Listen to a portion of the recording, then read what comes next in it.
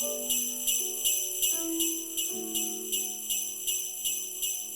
participated in an art challenge this past month. It was the same one that brought the M&M video, and it was just a holiday themed one. And for me, I decided to make this. But this is going to be another reflection video talking about how I did this render, how I improved upon it after the challenge, and talking about some of my goals for next year as well. So it's kind of going to be a twofer. So we're talking about my workflow for this art challenge, and 2, my goals for next year. So this is my current final result. I'll zoom in. The one I did for the art challenge is a little different, and I want you to take note of that. So this is what I did in under an hour. And you can see I did a lot of fixes between them, which I'll go over. One of the first things is that this is quite dark. I adjusted the brightness to make things a lot more bright, a lot more neon, but I based it off of a image. So for the beginning of the render challenge, they're like, okay, start working.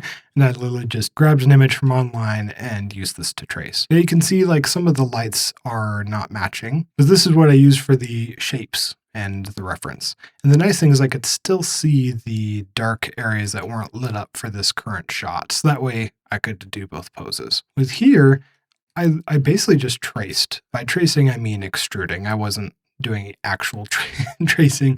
I was literally just hitting E multiple times, which probably was the biggest time sucker for the entire competition, was literally just pressing E and getting all these little spots. But thankfully with the reindeer, I just duplicated it. I didn't have to do all 4 over and over again.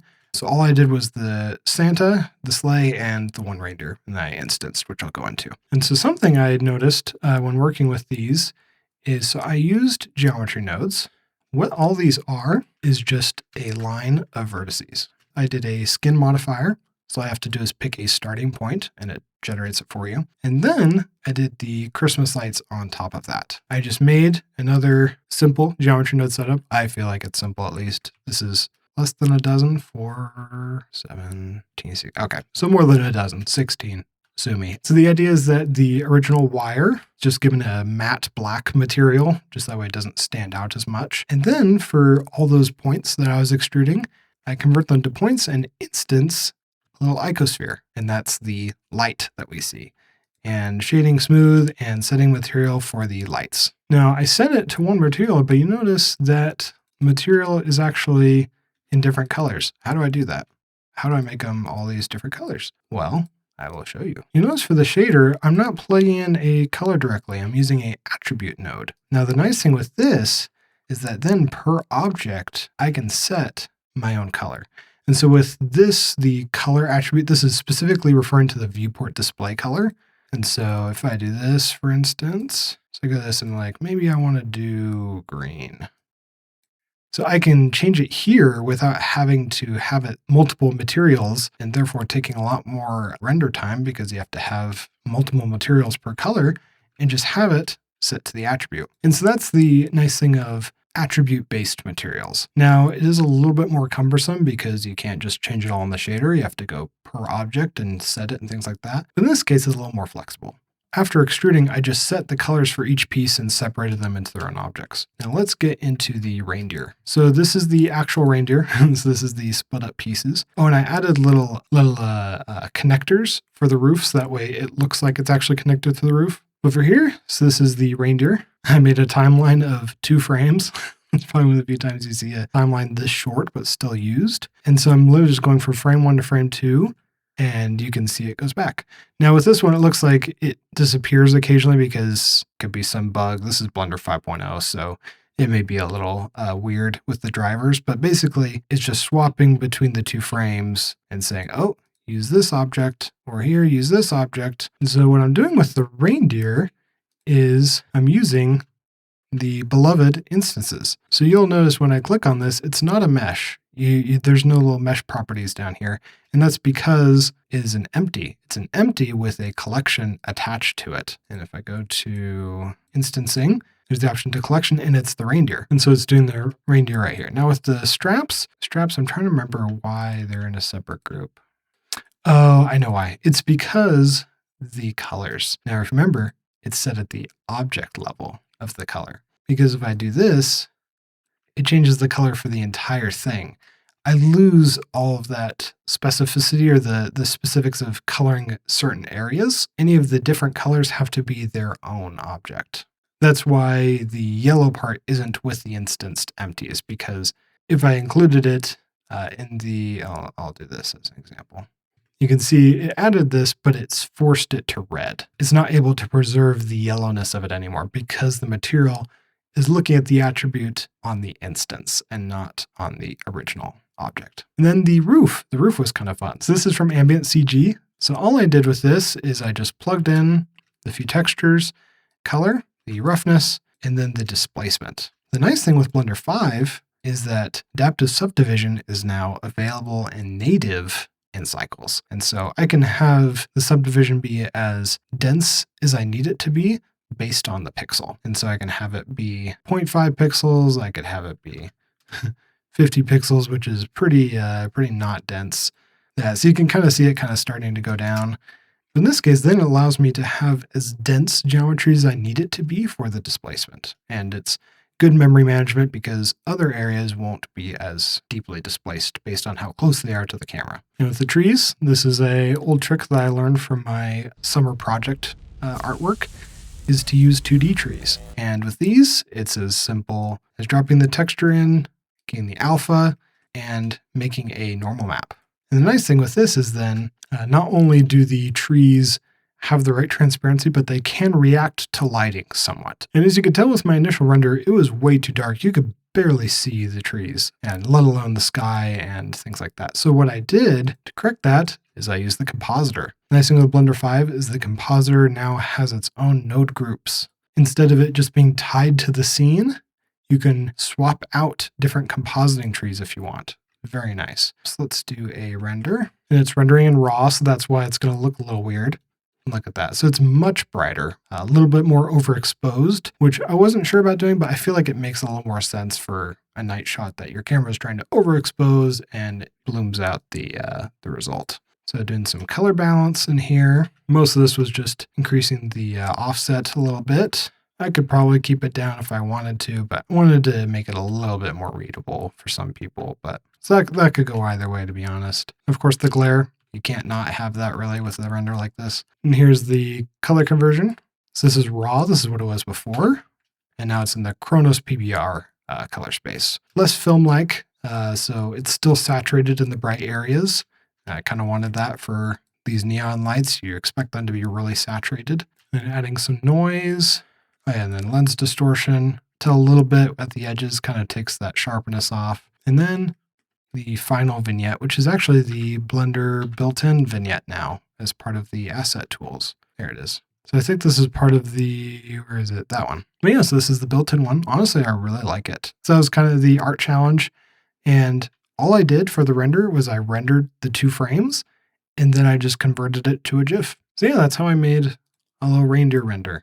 And now about doing this render challenge, it kind of made me realize it doesn't feel like art. We can call it art for the general semantic term, but for me, this was more of just a technical feat. I traced over an image and then re-implemented the lights. And that's not to say that those aren't achievements. It's just not as artsy as maybe I want to be. And that goes into my goals for next year. And that's something that I've been wanting to work on. And so let's talk about goals. So I'm going to share some of my goals for next year. This is not a like, you're holding me accountable, and that's how I'll do my goals. Goals can and will change. I'll probably fail some of these next year, just like I've failed some for this year. The reason I'm wanting to do this is that while talking with other artists, I've noticed that some just don't set goals. And some don't feel they need to. They're kind of just very project to project oriented. But there's some that I've talked to that generally just don't know how to plan goals or how to set goals for themselves to improve. And not just in art, but in other things. So this is me just kind of going over some of my goals for next year and kind of how I approach goal setting. So let's start with this. Firstly, I kind of go over just like my high level goals. So kind of like, if someone asks me, what do you want to do next year? Like this is kind of what I tell them. First one is more art. This past year, I've been doing a lot of coding stuff, a lot of content creation with all these tutorials and videos. Thank you for subscribing. I've been having this itch to do more of the art side of things, of creative writing or 3D art, and I just haven't spent any time on it. And that's one of my big things that I want to do with this New Year's is to engage more in that. Next, invest more in open source. I've already been doing a lot of open source, but I kind of want to get more into the Linux side of things, taking care of myself better, physically and stress-wise, and of course, prioritizing my family and my faith. So that's kind of my overall goals. Those aren't really achievable goals in the sense of like, I can have a checkbox to it and know exactly when I've achieved the goal. And so from there, then we break it down. One of them is getting a Linux system. So I've been finding different software alternatives and then choosing a Linux distro. For all of you with your opinions about favorite Linux distro, if you're using Blender on Linux, let me know in the comments which distro you're using and if you like it.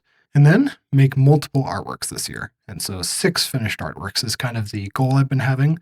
But I have it to be that it can be different results. So it could be an animation, it could be a still render.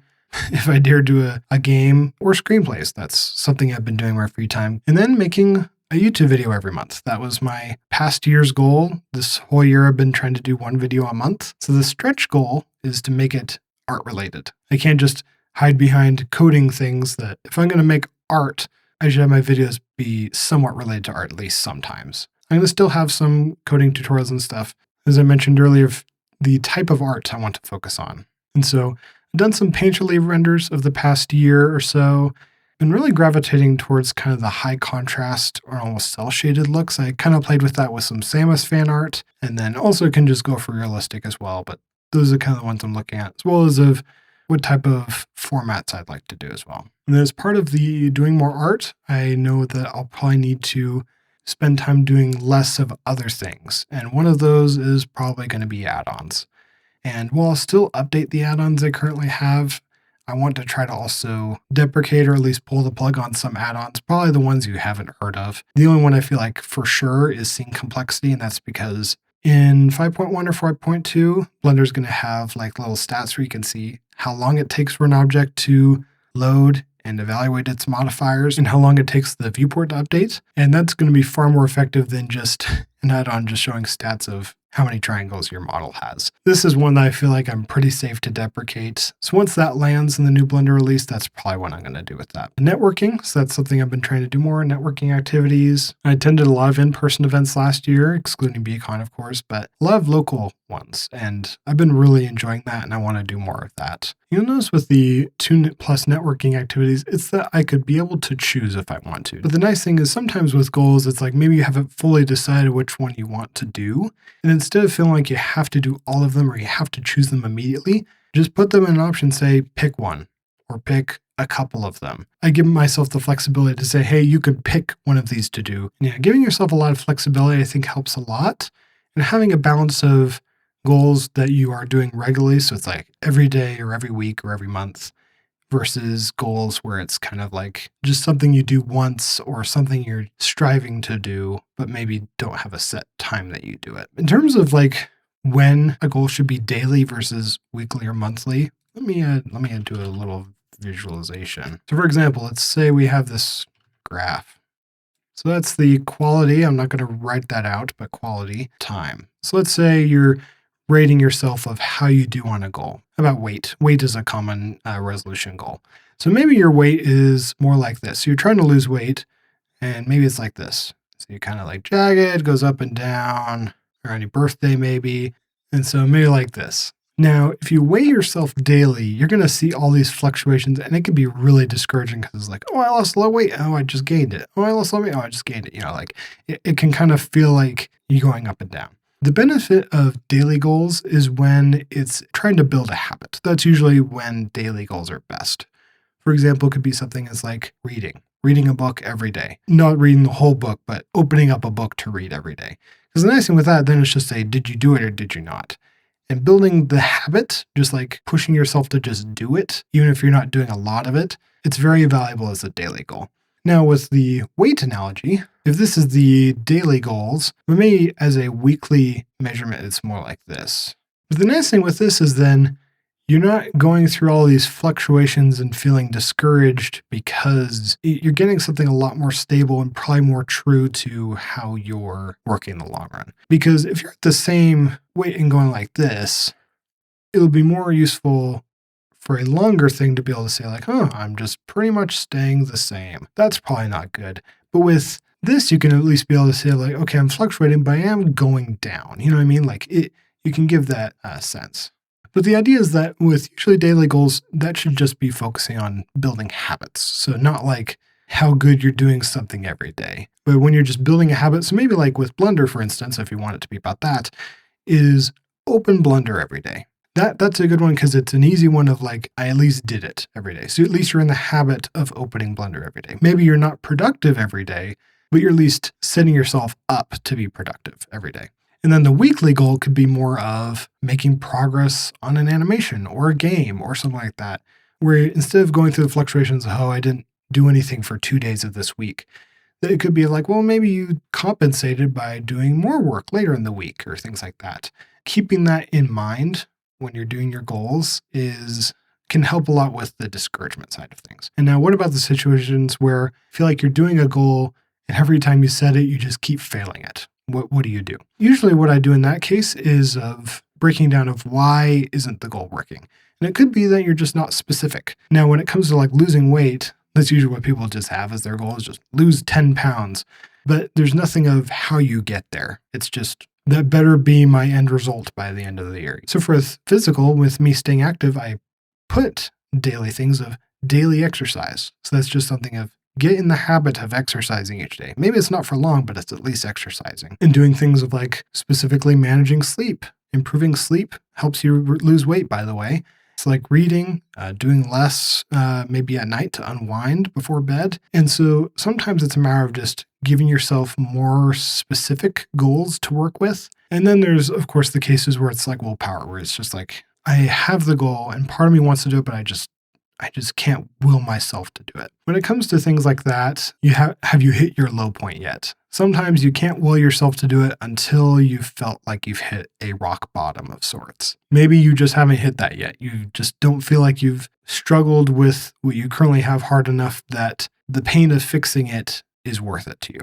In those cases, you can exercise willpower in small ways and then build up to it. But sometimes it's just evaluating your desires of the why. Why do you want to do it? Why is this meaningful to you? Try to help build up those reasons. That way you have something your willpower can latch onto. Like, I do want to lose weight because of my wedding. It was actually something I did leading up to my wedding. Was I had some extra time and I was like, you know what? I'm going to lose weight. I want to make sure I fit in my suit. Having those motivations specified can help a lot. So let your goals be adaptable and work with them and give yourself meaningful, specific goals to work on.